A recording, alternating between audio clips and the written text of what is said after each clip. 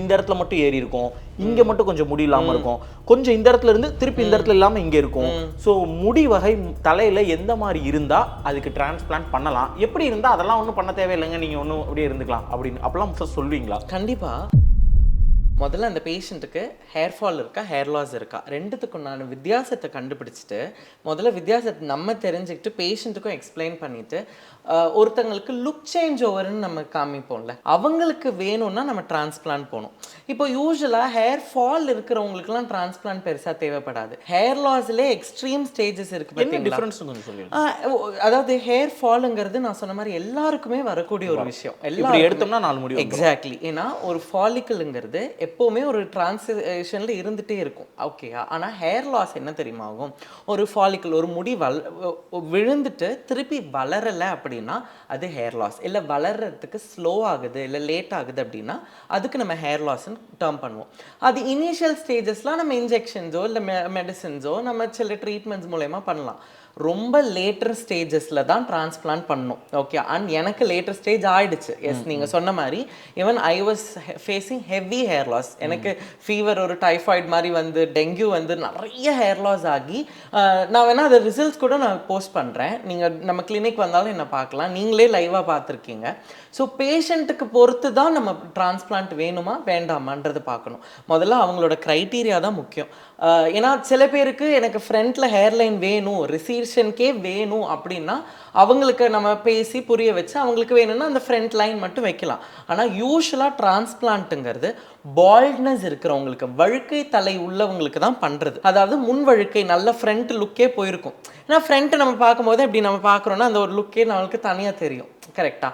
ஆனால் யூஸ்வலாக இந்த ஒரு ப்ராசஸ்ங்கிறது பேஷண்ட் பர்செப்ஷனும் வேணும், டாக்டரோட பர்செப்ஷனும் வேணும். இதுக்கு பேர் பேஷண்ட் அண்ட் டாக்டர் ரிலேஷன்ஷிப். இது ரொம்ப கரெக்டாக இருக்கணும். ஏன்னா அவங்க ரெண்டு பேரும் பேசி அது ஆன் போர்டில் பேஷண்ட் இருக்கணும். அப்போ தான் எங்களுக்கான ஒரு ஃப்ரீடமும் இருக்கும், அந்த பேஷண்ட்டுக்கு ஃபுல்லஸ்ட் ரிசல்ட்டும் கொடுக்க முடியும். ஸோ நீங்கள் கேட்ட கேள்விக்கு ஹேர் டிரான்ஸ்பிளான்ட் யாருக்கு பண்ணலான்னா, முன்னேற்றி வழுக்கை பெரிய அளவுக்கு இருக்கிறவங்களுக்கு டிரான்ஸ்பிளான்ட் தாராளமாக பண்ணலாம். எனக்கு அது இருந்தது, அதனால நான் பண்ணேன். ஃபைன், அப்படியே நான் உங்களுக்கே வர்றேன். எனக்கு தெரியும் நீங்க எப்படி இருந்தீங்க அப்படிங்கிறது தெரியும். லாஸ்ட் டைம் நம்ம வீடியோ பண்ணும்போதுமே நீங்க உங்க முடி எப்படி இருந்துச்சு நான் பார்த்திருக்கேன். இப்போ வந்து பயங்கர சேஞ்சஸ் இருக்கு. இது எதுவும் நட்டு நீங்க வச்சிருக்கீங்களா, இல்ல வளர்ந்துச்சா, இல்ல விக்கா, என்ன மேட்டர்? விக்கெல்லாம் இல்லைங்க, நான் ஒரிஜினல் முடிங்கிறது. இது நான் டிரான்ஸ்பிளான்ட் பண்ணியிருக்கேன். டிரான்ஸ்பிளான்ட் பண்ணி இப்போ வரைக்கும் நான் மெயின்டெனன்ஸ் ஃபேஸில் இருக்கேன். மெயின்டைன் பண்ணணும். ஏன்னா டிரான்ஸ்பிளான்ட் பண்ணுறது பெரிய விஷயம் இல்லை, சொல்லுவாங்கல்ல, ஒரு காரை வாங்குறது பெரிய விஷயம் இல்லைப்பா, அதை மெயின்டைன் பண்ணும். அதே மாதிரி தான் ஹேர்ன்னு மட்டுமே இல்லை சார், நம்ம ஸ்கின்னாக இருக்கட்டும், பாடி வெல்னஸ்க்கே நம்மளுக்கு மெயின்டெனன்ஸ் தெரப்பிங்கிறது எப்பவுமே முக்கியம். ஹேர் பொறுத்த வரைக்கும் எக்ஸிஸ்டிங் ஹேர் இருக்குது, சரி இருக்கிற ஹேரை நம்ம பாதுகாக்கணும்ல, எல்லாத்தையும் முடிய எடுத்து நட்டு வைக்க முடியாதுல்ல. அப்போ எக்ஸிஸ்டிங் ஹேருக்கு அஃப்கோர்ஸ் நான் இன்ஜெக்ஷன்ஸ் ஜிஎஃப்சி எடுத்திருக்கேன், QR-678 எடுத்து நல்ல ரிசல்ட்ஸ் வந்திருக்கு. இப்போ எக்ஸோசோம்ஸ்லாம் வந்திருக்கு, சரியான ரிசல்ட்ஸ் வருது. Patients are so happy. ரிசல்ட்ஸை வந்து நாங்கள் பேஷண்ட்டுக்கு கண் முன்னாடி நாங்கள் காட்டுறோம். அதுவும் நான் டெய்லி ப்ராக்டிஸில் பார்க்குறது QR-678 எக்ஸோசோம்ஸ்லாம் ரொம்ப நல்லா ஒர்க் ஆகுது. நான் அந்த ட்ரீட்மெண்ட்லாம் இருக்கேன்.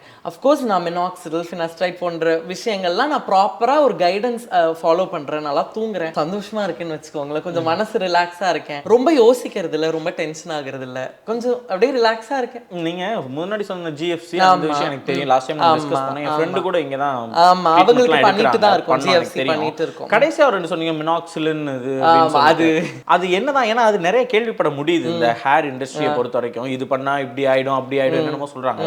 என்னதான் மேட்டர்? என்ன மினாக்சிடில் அண்ட் ஃபினாஸ்ட்ரைடுங்கிறது தாங்க ரெண்டுமே மெடிசின் FDA அப்ரூவ்டு. இப்போ ஹேர் லாஸ் அப்படின்னு போனீங்கன்னா இந்த ரெண்டு தான் அப்ரூவ்டான மெடிகேஷன். ஓகே, மற்றதெல்லாம் சப்ளிமெண்டரி டோசேஜில் வரும், ரெடென்சல், ப்ரோகேப்பல், இது எல்லாமே வந்து இன்னும் அளவுக்கு வந்து அந்த காம்பனன்ட் வந்து இதாகலை. ஆனால் இதெல்லாம் சப்ளிமெண்டரி டோசேஜ். மினாக்சிடில் அண்ட் ஃபினாஸ்ட்ரைடு ரொம்ப தெளிவாக வியூவர்ஸ்க்கு சொல்கிற, குழப்பமே வேண்டாம். மினாக்சிடில் வேறு காம்பனண்ட், ஃபினாஸ்ட்ரைட் வேறு, சரிங்களா? மினாக்சிடிலுங்கிறது வேசோ டைலேட்டர்னு சொல்லுவோம். வேசோ அப்படின்னா வெசல், அந்த ரத்த குழாய்கள் இருக்கு இல்லையா, அதை விரிவுபடுத்தி அதை பிளட் ஃப்ளோ இன்க்ரீஸ் பண்ணுது. அப்போது என்ன ஆகும்? முடி வளர்ச்சி தூண்டும். ஓகே, இது டாப்பிக்கலாகவும் இருக்குது, ஓரல் டேப்லெட்டாகவும் இருக்குது. ஆனால் யாருக்கு என்ன வேணுங்கிறது டாக்டர் தான் பார்த்து டிசைட் பண்ணணும், நீங்களாம் எடுத்து போடக்கூடாது. ஏன்னா மினாக்சிடில் காமன் அண்ட் வெரி ஒரு என்கவுண்டர் என்கவுண்டர்டு சைடு எஃபெக்ட்னு பார்த்தீங்கன்னா இன்கன்சிஸ்டன்சி யூசேஜ். சும்மா ஒரு 2 மாதம் போடுறது, 1 மாதம் போட்டுட்டு அப்படியே விட்டுறது. அப்போ என்ன ஆகும், வீக் ஃபாலிகல்ஸும் விழும், வளர்ந்த ஃபாலிகல்ஸும் விழும். மினாக்சிடிலுங்கிறது ஒரு லாங் டேர்ம் ட்ரக் யூசேஜ். அப்படின்னா அட்லீஸ்ட் நீங்கள் ஒரு 8 months to 1 year நீங்கள் யூஸ் பண்ணும்போது தான் அதோட ஃபுல்லஸ்ட் ரிசல்ட்டை நீங்கள் பார்க்க முடியும். இதுதான் மினாக்சிடிலோட ஒரு சின்ன ஒரு டிஸ்கிரிப்ஷன். ஓகேயா. ஃபினாஸ்ட்ரைடுங்கிறது சரி சார், நம்ம உடம்புல டெஸ்டோஸ்டரான் ஒரு ஹார்மோன் இருக்குது. ஓகே, அவங்களுக்கு தெரியும், எல்லாருக்கும் இப்போ இந்த லெவலில் தெரிஞ்சிருக்கும், இப்போ நம்மளுக்கு எக்ஸ்போஷர் இருக்குது. இந்த டெஸ்டோஸ்டரான் என்ன ஆகுது தெரியுமா, டைஹைட்ரோ டெஸ்டோஸ்டரானாக மாறுது. அந்த ஹார்மோன் என்ன ஆகுதுன்னா அது ஒரு கரண்ட் மாதிரின்னு வச்சுக்கோங்களேன். அந்த கரண்ட் வந்து அந்த வேர்க்கால் இருக்குல்ல, ஹேரோட ஃபாலிக்கலோட பல்பு கிட்ட கீழே போய் ஷாக் அடிக்கிற மாதிரி அடிக்குது. அப்போ என்ன ஆகும், ஃபாலிக்கல் தின்னாக ஆரம்பிக்கும். அந்த தின்னிங் பேர் தான் மினிச்சரைசேஷன் ஆஃப் த ஃபாலிக்கல்னு சொல்லுவோம். அங்கே தான் இந்த ஹேர் லாஸ் ஸ்டார்ட் ஆகுது, அங்கே தான் இந்த தின்னிங் ஸ்டார்ட் ஆகுது, கொட்டுதல். எக்ஸாக்ட்லி. அப்போது அந்த ஃபினாஸ்ட்ரைடு வந்து என்ன பண்ணுன்னா, அந்த டிஹெச்டி ஹார்மோன் இருக்கு இல்லையா, அதுதானே இதாகுது, இது போய் நடுவில் பேரியர் மாதிரி ஆக்ட் ஆகும். அப்போ இப்போ நான் ஒரு ஷாக் இருக்குது, இங்கே நான் ஒரு பேரியர் வச்சுட்டேன்னா என்ன ஆகும், கொஞ்சம் குறையும்ல. அஃப்கோர்ஸ் இதுதான். இப்போது ஃபினாஸ்ட்ரைடு பொறுத்த வரைக்கும் அதுதான் பண்ணும், டிஹெச்டி லெவல்ஸை சப்ரெஸ் பண்ணும். இது நிறைய பேர் வந்து எனக்கு ஓபியில் அவ்வளோ டவுட்ஸ் கேட்கறது, ஃபர்டிலிட்டி ப்ராப்ளம் வருமா, ஸ்பெர்ம் கவுண்ட் கம்மி ஆகுமா, இந்த சந்தேகங்கள்லாம் வரதான் செய்யுது. சைடு எஃபெக்ட்ஸ்னு சொல்லி நமக்கு இதெல்லாம் பண்ணும்போது இப்படி எனக்கு குழந்தை பிறக்கிறதுல ஏதாவது சிக்கல் வருமா, இந்த சந்தேகங்கள்லாம் ஏற்படுது. ட்ரூ. ஏன்னா இப்போ நிறைய பேர் நம்ம கூகுள் நெட் இதெல்லாம் பார்த்துட்டு பயப்படுறாங்க, விச் இஸ் நார்மல், எல்லாருக்குமே இருக்கக்கூடியது தான். But as a doctor what I am telling, 100% பயப்பட வேண்டாம். ஏன்னா இந்த மாதிரியான சைடு எஃபெக்ட்ஸ் ரொம்ப ரொம்ப ரொம்ப ரொம்ப ரேர். ஓகேயா. அதுவுமே இந்த மாதிரி சைடு எஃபெக்ட்ஸ் எங்கே வருதுன்னா, ஃபினாஸ்ட்ரைடோட ஹை டோசேஜான 5 mgன்னு சொல்லுவோம். ஃபினாஸ்ட்ரைட்லேயே டோசேஜ் இருக்குல்ல, 1 mg இருக்குது, 5 mg இருக்குது. யூஸ்வலாக ஹேரில் வந்து டாக்டர்ஸ் ப்ரிஸ்கிரைப் பண்ணக்கூடியது 1 mg. அதுலேயும் சில பேர் ஆல்டர்னேட்டிவ் டேஸும் போட்டு நல்ல ஒரு சேஃப் மைக்ரோ டோசிங்னு சொல்லுவோம். ஸோ இதனால் வந்து சைடு எஃபெக்ட்ஸ் வந்து 100% வந்து உங்களுக்கு பெருசாக அதை நீங்கள் திங்க் பண்ணவே வேண்டாம், பயப்படவே வேண்டாம். என்னால் நான் கிளியராக சொல்ல முடியும், ஃபினாஸ்ட்ரைட் அண்ட் மினாக்சிடிலோட ட்ரீட்மெண்ட் எடுக்கும்போது உங்கள் ஹேரை கம்ப்ளீட்டாக சேஞ்ச் பண்ணலாம்.